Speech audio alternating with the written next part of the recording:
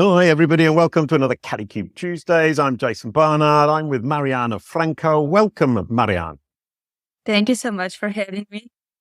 Brilliant. And we're going to be talking about coping with marketing. It's actually about how marketing teams can work together more effectively. And you get the intro song. A quick hello, and we're good to go. Welcome to the show, Maryanna Franco. Thank you so much. That was wonderful. And I know you sing opera and you've got the most amazing voice. Oh, but I'm that's not not sure for about today. that, but thank you. No, not for today. I get to sing in my baritone. Which is Absolutely. beautiful. Welcome. Thank you very much. This is going to be really, really interesting because the idea of marketing teams working more effectively together is something that is hugely important and most businesses overlook. They tend to have these segmented marketing teams. Yeah. And Maryanna, you're going to share with us how we can help them work together better. Yes, exactly. Brilliant. And we'll start with the brand search because this podcast is called Branded Search and Beyond with Jason Barnard. Your brand search is full of different people. Maryanna Franco apparently is a very popular name in Portugal. And Brazil. And Brazil. In Portuguese-speaking countries then, yes, good point. Yeah, exactly.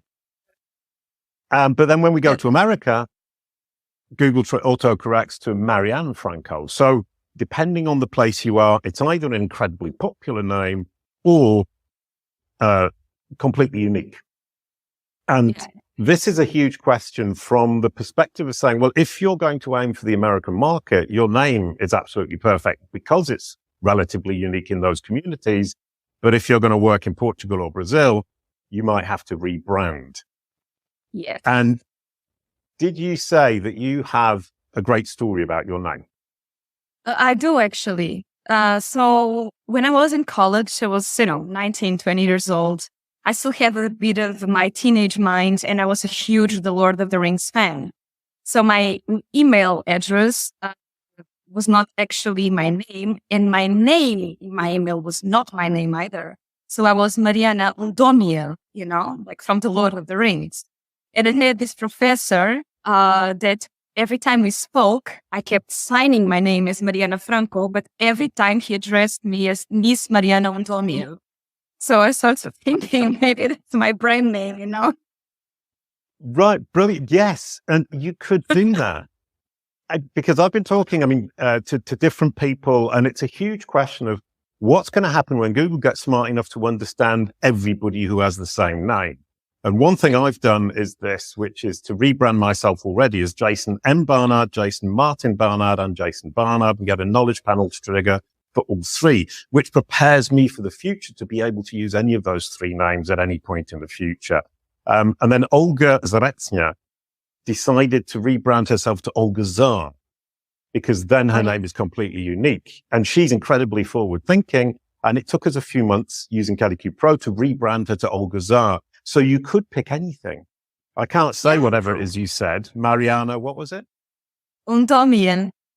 Undomiel. And you could rebrand to that, but then you would have to live with it professionally for the rest of your life. No, I'm not sure I want to. Well, the thing is, most people wouldn't get the Lord of the Rings reference, I would imagine. I certainly don't. I don't know. The world is big. Definitely in .com I would have more problems, I think. Very good point. And that's another great point. We were talking at the beginning of the year about buying the right domain. And we've had multiple clients who have bought .me, .io, .ai, but they're all actually geo-TLDs. They're geo-relevant. .ai is actually, I think it's Anguilla. ME is Montenegro, and IO is something else. I can't remember what it is. Yes. And that creates a problem because that also geo-specifies where you are. So buying the .com for your name is hugely important. And you might want to buy a domain name with your middle initial or with that really bizarre name from Lord of the Rings that I can't remember. I actually bought a domain with, I don't know if it was like mfranco.pt, something like this. I think I tried the .com, but when it's too expensive, it scares me, So even my website currently, it's called brilliantseo.art. because it was available. And I honestly found that it kind of goes together, because SEO is science and art. And I thought brilliant SEO arts kind of, I like the sound of it. So, but yeah, maybe in terms of branding, it was not a great choice. I don't know. We'll see. No, I love it. I think brilliant SEO.art really makes sense. I mean, you say SEO is art and science. My definition of SEO on SEMrush a few years ago was SEO is the art and science of convincing search engines like Google and Bing to recommend you as the best solution to their user's problem or answer to their question. Art and science, absolutely 100%. But that's not what we're talking about today. More pragmatically, how do we get marketing teams to talk to each other? It's a bit like children, isn't it? How do you get kids to talk to each other and communicate? So starting off with that, what are the marketing teams you're identifying that we need to get to talk to each other? Give me a list. Okay, so we have SEO, which may or may not include content writers, depending on if it separates technical from content writing. You have obviously PPC, social media, email marketing, PR, outreach, partnerships. I'm sure that I'm missing some, but this is what comes to my mind, right? Oh, I read one this morning, community building. That could be all of its own. True. Yes, community building, that's true. And we know Christina, who's doing that for Kalicube. Yes, exactly, and she's doing that, yeah. No, all of these teams, for me, it's completely unthinkable to have a marketing department where these teams do not work together and do not sit down and discuss strategies together. Right. But it's a huge problem because most of the time they don't. So as you said, it's basically like a kindergarten, right? You just sit everyone around the table. And what happens at first is that everyone is very shy. And you spend the first months having weekly, bi-weekly, monthly meetings. And everyone just comes with their little notebook or their laptop. And they are just like reading what they did for the past week. We wrote this page. We sent this email. And they are just like reading out a bunch of tests that they did. And it goes around the table, and in the end, you go like, there is no conclusion from this. This is not what the marketing department's, meeting should look like. But at least they all know what the other ones do. Isn't that the foundation? If you don't understand what the other one does, how are you going to communicate? It is, but that's the point. We never took time at the end of the meeting to say, okay, now based on what we did, let's discuss what we are going to do next. It was always like, okay, thank you, everyone. It was great. And bye. See you next time, So eventually, we went more into our teams should go more into talking about the long-term strategies and the bigger plans and what goes in towards the company's goal, right? So if the SEO or the content writers, are working in one specific project, how can this project be then used by social media or email marketing? Or if email marketing wants to send a special campaign, then how can we support them in creating pages or in doing some social media posts for remarketing purposes? So it's very important that you try to switch your mind from just, telling and listing everything that you're doing to go ahead and try to connect to other people. Okay, you're doing this, so maybe I can do that. Right. So we've got all these people sitting around the table. They've explained what they do. And then we start talking about what can I do to help you with your job to achieve the goal. Do you need somebody to run the meeting? I think it's very important that you always have someone to run the meeting. Sometimes it's two people. Sometimes it's two people that really get along well. I'm not saying it has to be some kind of superior or a CMO or something. It can be one of the people from the team. But I think it's very important for organization that someone has the points of discussion on the table. And what are the personality traits of the person perfect for doing that job of running the meeting and making sure that everybody shares and everybody then starts thinking about how can I help the others? What are the personality traits of that organizer, I would say, or in French we'd say fédérateur, which is federator, which is the person around whom it all kind of revolves and who helps to mold the conversation of the group. Yeah. I definitely think it should be a too technical person or too number-oriented person, someone more open-minded, and creative. I think creativeness is the most important thing here, because you need to be able to think fast. I think you really need to be able to, if, someone tells you, okay, we have this new service coming up, what can we do with it? We have a set of pages coming out next week. How can you use them for other departments? And it needs to be someone who thinks fast. So I really think that it should be not someone very introvert, someone with the right amount of energy, quick thinking. And at this point of discussion, I really think that the main thing is to be creative. In what I want to say is that not be completely number oriented, not have that immediate thought of like, what's the ROI of that, what's the ROAS of that, we are pre that part. We are still building it up. So we will get there, but first let's just create all of this strategy and then we go to that part. Yeah, so focusing on the way people are communicating and working together in the initial stages is more important than the ROI at the end of the day, but we will come to the KPIs and the ROI further down the line. Definitely. And the idea then is everybody sits around, you've had this meeting, everyone said, well, I can help you with this, I can help you with that, I'm going to release this, and can you help me with that? And then that person who's in charge of the meeting then writes it all down. Yes. And sends a report. Yes, that is the most important thing. Everything needs to be written down. No miscommunications, no misunderstandings. I also think it's important that in these kind of meetings, you first have some kind of marketing only, because what happens in many companies is that you always have the big bosses that want to be present in these meetings. They want to know what's happening, so you have the CEO, or you have the CFO, or you have someone that is not at all marketing related wants to be in this meeting. And when this happens, it kills the whole process. It kills the whole flow, the whole creative flow. Because you immediately get, whenever you suggest something, okay, I have these pages, how can you use them in email marketing? And this person will interrupt and say, what's the ROI for that? How much will I get for it? We are still in the process of building. So I think it's really important that on early stages, it's creators only, it's about creativity. Right. Yeah, it's just about putting the ideas down and everything.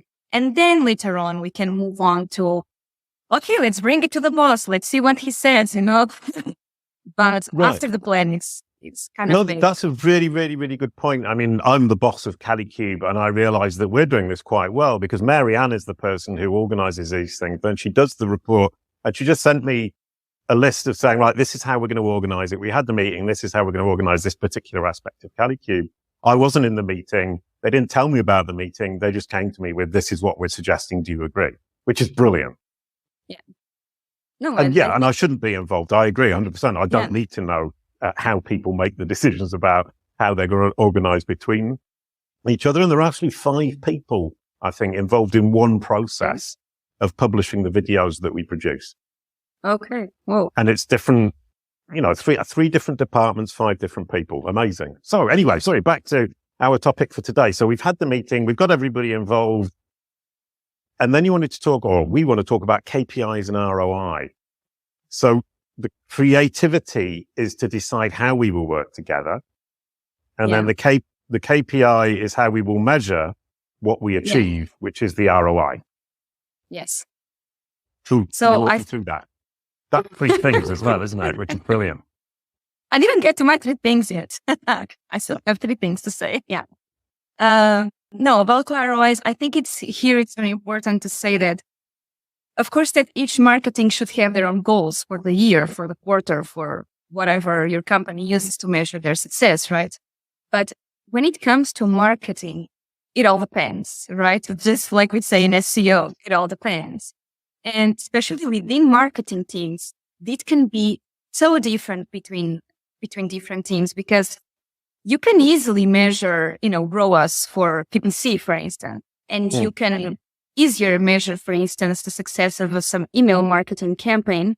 Then you can measure a strategy from, for example, organic. Of course, there are still ways to understand if, your traffic came organically or not. But now, especially with GA4, this is becoming harder and harder to get the full data and everything.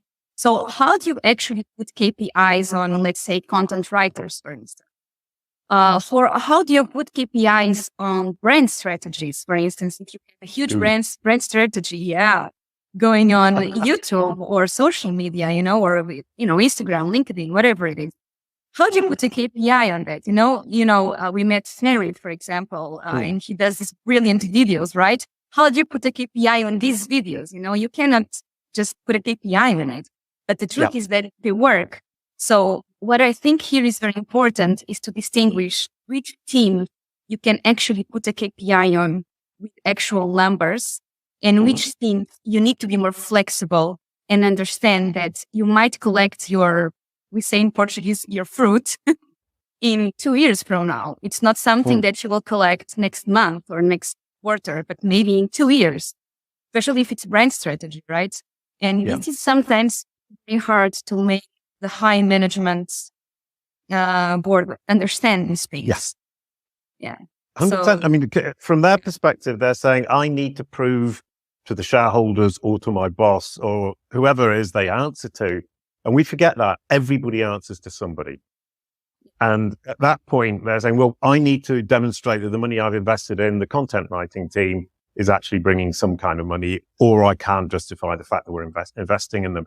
And I think that's a huge, huge problem. I don't know what the solution is, because if the content team cannot be KPI'd, how do you justify their work? One thing that I remember that I was talking a lot in the past was, how we tend to use universal analytics and we just say, okay, so the click came from PPC, so the conversion is attributed to PPC, right? And many times I used to say this, yes, but the first click was on PPC. But then the user just actually happened to be browsing through the website, and through the work of SEO with interlinking with all of these things, they found some really interesting page. And then they actually decided to buy from that page after they read all the work from the content writers. So actually, at some point I was saying, let's try to understand the user journey and what pages they clicked on, and actually separate the conversion into all the steps that they took to get there. Because it's the same with social media, right? You might have a great post on social media that is linked to let's say a blog. And then the person clicks on the blog and we get very interested. And then on the blog, you have links to products. This blog was written by a content writer. And then they click on the link that is written about a product or a service that was also written by a content writer. And then they buy from there. But maybe if the article was really bad, they wouldn't buy in the first place.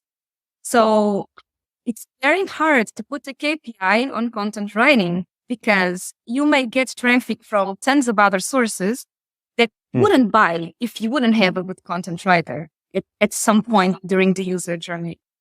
100%. And it makes me think as well about the podcast we have at Kalicube and also the social media. Joanne does the social media, Maria and Maryanna do the podcast. And I now ask clients, how did you find out and why are you sitting here? How did you find out about Kalicube and why are you sitting here talking to me? And I've had replies from, I see you ever on LinkedIn all the time, to, I watch your podcast is amazing, and that's why we've come on to Kalicube. And that makes me realize that there is ROI, even though I can't measure it, especially with the podcast, where there aren't direct visits to the site. But that also brings me to the question of those different steps you were talking about. Is one of the keys to getting these different teams to work together to demonstrate to them that they participate in those steps? Yes, definitely. I think this is absolutely the way to do it, and also to show to your superiors in the hierarchy that it's the teamwork in the end that will bring you the final results, right? It's like I frequently say this, that it's like you have let's say a printing shop, right? And your email marketing people are sending out promotion about printing wedding invitations to a lawyer firm, and and this was happening. I've seen this happening, but when teams sit together and they say, wait, but I actually have, a great product here that you can sell to your lawyer firm. So why don't you use my page instead to send it to them instead of the wedding invitations?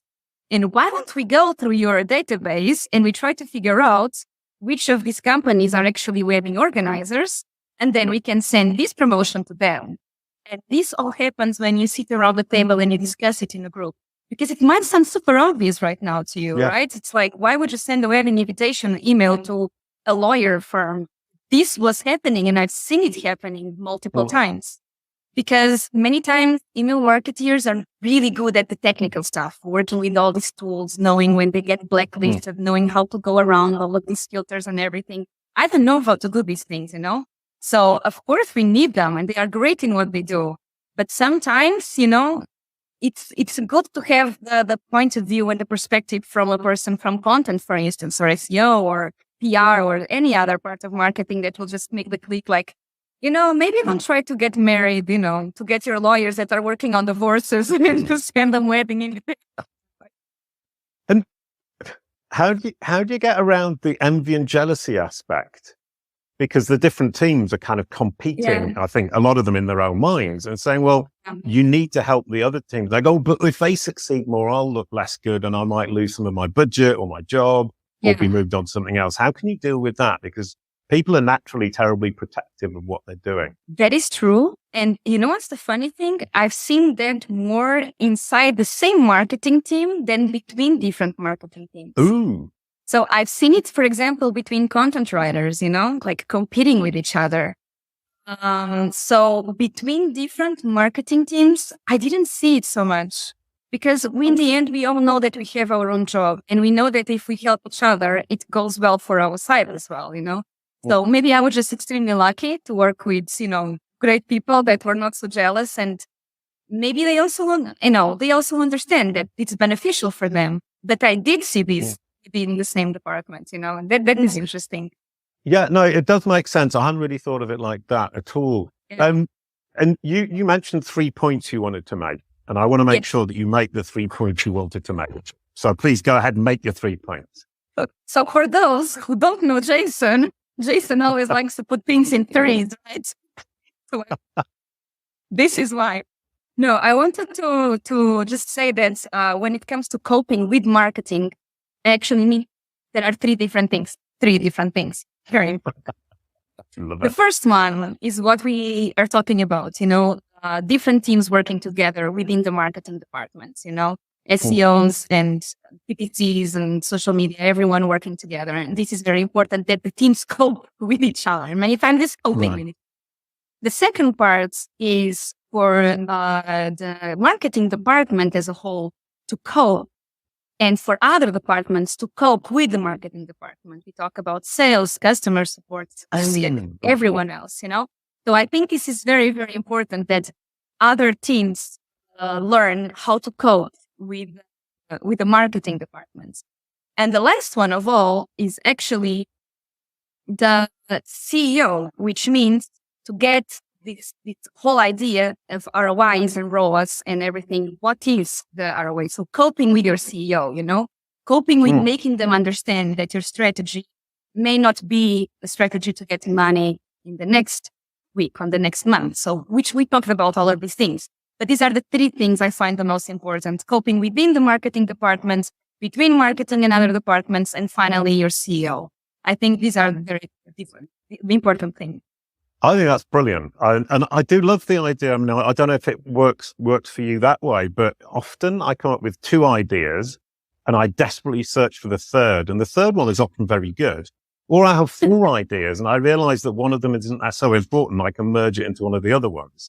And having 3 always for me just makes sense. It's really, really, really powerful piece of advice that a friend of mine called Dave gave me, who was a teacher in the north of England, and he had the best success rate for A levels in a difficult area in the north of England. And he said the way I did it was everything in 3s every time. But I think it works well because you can memorize in here. If it's 3 things, it's just easier for you to memorize. So I mean, look, I wrote 3 things yesterday, and today I forgot what was my third. And now when I was talking to you, I actually, while I was saying my second, I remembered my third. So right, brilliant. And the third one is actually me. It's the CEO. And from experience, I can tell you it's very difficult to take that step back and say, do your jobs, work together. I encourage you to work together. I want to see the results of what you're doing as opposed to getting involved in the nitty gritty and the details. And it's been hugely, hugely difficult for me. But I think I'm getting better at it. And what I've seen, if anybody else is running a company, is the more I do it, the better things go.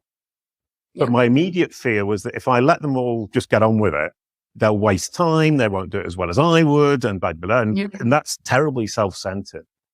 And the other thing is, it doesn't work like that. The more you, with a good team at least, the more we let them work their way, the better they perform because they're not working the way that I would work. Yes. Sorry, can you expand on that? Because I'm terribly. I definitely think that when people are led to do what they do best without getting, let's say, micromanaged, they also get more creative because they are not scared. When you work in fear, you're not so creative, right?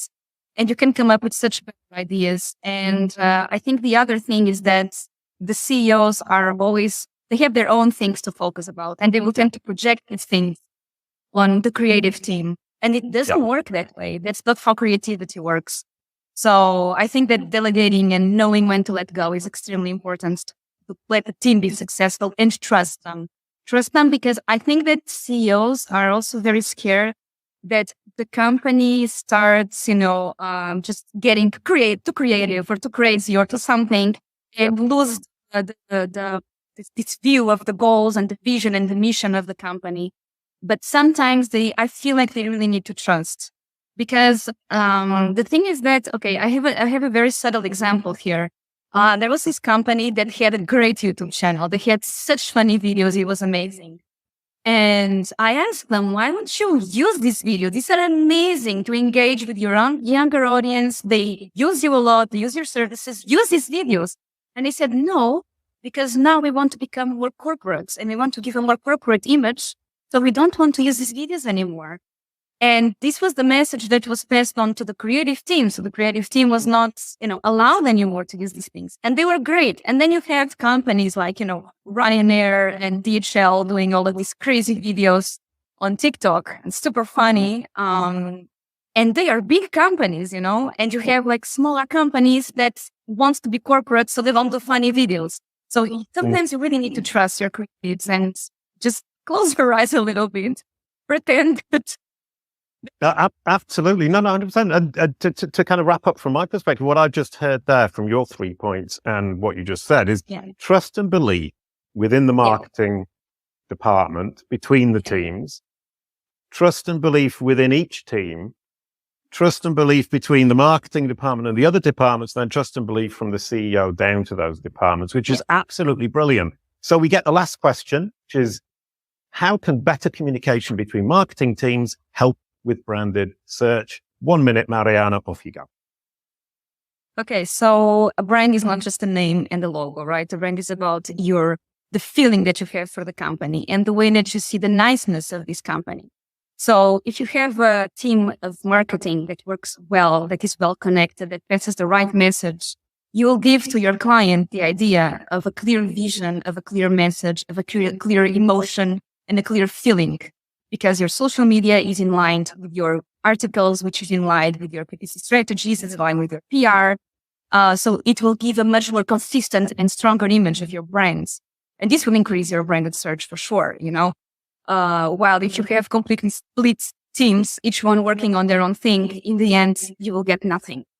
So I think this is my answer to that question. Brilliant. And consistency and honesty, being true to oneself as a brand, as a person. Absolutely wonderful. That was brilliant, Maryanna. Thank you so much. And it's going to help our team. It reassures me that we're going in the right direction. Thank you, everyone, for watching. That was super duper. And we're going to introduce next week, which is Katrina McKinnon, how to leverage AI in e-commerce content. She was on the show a couple of years ago talking about content at scale with humans. And now she's going to introduce AI and humans working in tandem to create great e-commerce content. Could you possibly pass the baton, Maryanna? I have the baton, which in Portuguese means lipstick. So I have a lipstick here. And there you go, Katrina. And so Katrina is the founder of Copysmiths, and she specializes in content for shops and e-commerce. She's spoken in dozens of conferences with such powerful and unique topics and created thousands of training sessions. And this year she will be a guest lecturer at Harvard Business School. So definitely you do not want to miss her interview with Jason. Well, I didn't know that, but I did know she's absolutely brilliant. Thank you so much, everybody, for watching. And we'll see you next week with Katrina McKinnon. Thank you, Maryanna. Oh, the outro Thank song. you so much. A quick goodbye to end the show. Thank you, Maryanna.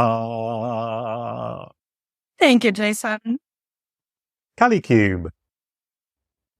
It's all about your brand, SERP.